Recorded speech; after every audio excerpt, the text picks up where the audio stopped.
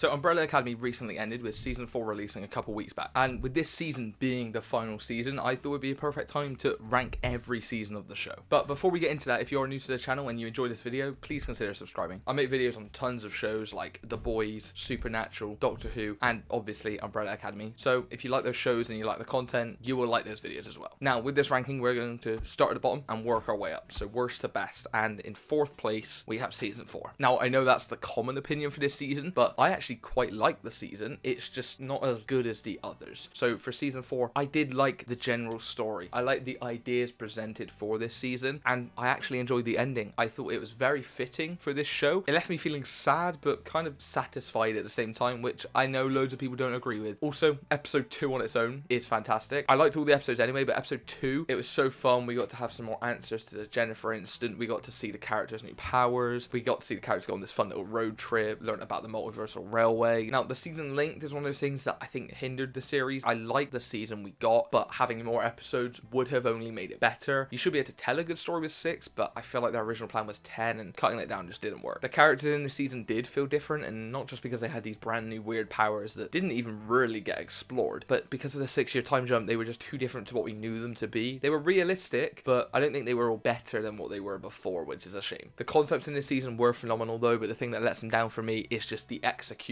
All the ideas were great in my mind, but I just don't understand all of them because of the lack of time, and again, I think that goes back to the episode count. We also had some pointless storylines this season that just also were not that interesting. Normally we have Klaus on some random goose chase while the others are actually dealing with the main plot, and we had that again this season, and I was looking forward to it, and it just wasn't that exciting. It was even more random and unconnected as usual, and not as engaging. The season as well, because of the lack of explanation, had so many plot holes that just never got solved and almost created more questions than answers, and for a final season you don't want that. Now moving on to 3rd place, and we have season 3. Again, much like season 4, this may have been expected, but I actually really enjoyed season 3, and the complaints I see people have with it, I actually don't. The story of this season is really fun. Klaus's arc in this was great. I loved seeing him on his little side mission with Reginald, and him learning his abilities was so fun. Even Alison's arc I actually thought was brilliant. Everybody hates it. Literally everybody that I know hates it. For me, it perfectly makes sense with who her character is and where she was at the time, and I actually don't think there's any issues with that. It sucks seeing this character we once loved be like almost like a villain, or at least an anti-hero, and going against the other characters we love and causing this friction that normally wouldn't need to be there. But it is entertaining to watch and fully justifiable to me, at least most of it. The characters are as great as usual. Honestly, I think this is the best version of Klaus that we have. I actually like seeing Diego as a dad in this. That's quite fun. All the characters to me are just the best versions of themselves. They just kept getting better up until this point. Now, despite COVID, I think the setting is great. I think it would always take place in a hotel because of the comics. COVID obviously limited it, so they kind of had to stay in the hotel, and they had barely any set locations. But with that restriction, I thought they did such a great job of still exploring this hotel and still having this sense of adventure. Episode 8 is a pure standout for me. I just like seeing the characters get along for once, and it was just a fun, essentially filler episode. It really didn't need to be there for the most part with the plot, but I really liked that it was. I also really like the ending of this season with the blackout and then the whole new universe being reborn, and just the excitement and nervousness of the whole finale was insane. It also had really great mystery like the seasons before it, trying to connect the dots of how Harlan fits in with the less children being born in this universe, why Reginald chose different children, what Reginald's original plan was. Seeing all of this actually unfold was really well done. Now, my only real negative actually is Sparrow Ben. He's just really angry for the sake of being angry. I guess I just don't really understand why. The setup of the season was slightly weak as well, with it taking a few episodes for the characters to know about the threat, and it had such a slow start, which wasn't really necessary. This, unlike season 4, is a season that probably could have been done in 6 or 8 episodes, and the 10 was almost too much with what they had to tell. Now, in number 2, we have season 1. And season 1, there's like nothing negative to say. I think the story is great, first of all, with the one person that thinks they don't have powers and they are actually the cause of the end of the world, and the journey to get there with Five coming back from the future and trying to uncover things and going to dead end after dead end, and they never actually get to the right spot until it's too late. Essentially, the first season is just one big goose chase, and they actually never make progress, and the end is exactly what is told about in the first episode. It's so fun to watch, and the world building that is done with this season is so good. Within like an episode or two, I was fully into this world and just wanted more instantly. And obviously the characters were great. I think they were all so unique and individual, and you could fully understand why they are like they are, and even more after every episode episode had passed. As someone who loves time travel, the time travel in this season was great. It is throughout most of the show, but I think here it is just really solid. It's explained well, used well. It's basically one of the most perfect uses of time travel in this season. The Commission was also a cool institute, and this was before we saw the TVA and the Loki show, and so this was kind of its own thing within TV shows at the time. For me, at least, it was quite a unique concept, and I really enjoyed watching it unfold, especially with Hazel and Cha-Cha being like these brilliant side characters, these time cops, as you will. And I still don't think any of the villains on the show have beat Hazel and Cha-Cha. The only couple of gripes I have with season 1 is the ending. Whilst I think it's phenomenal and such a great cliffhanger, at the time of watching the show, it was really annoying because I wanted more. I hated that it just ended how the show told you it would at the start, because there was no twist. That is just what happened. And then the only other thing was Leonard Peabody, because from episode 1 it was so obvious he was a bad guy and just manipulating Victor. That said, his use in the season was really good, and I did enjoy the performance. I just think it lacked a little bit of mystery from him. Now, in first place we have season 2, which probably isn't a shock to people. I love season 2. It seems like a lot of people love season 2, and it's one of those shows that somehow steps up on the second season. That doesn't always happen. I'm going to start off by saying the ending was better this season to season 1. I thought it was hilarious how they set up the stakes and brought in all these people from the Commission, only for him to get fully wiped out by Victor, and then the twist reveal with Lila, who has the mirroring powers that was slightly hinted at throughout the season, just wiping them all back, and then seeing the scene of Lila go one by one, taking them on, having Five recall his conversation with Reginald about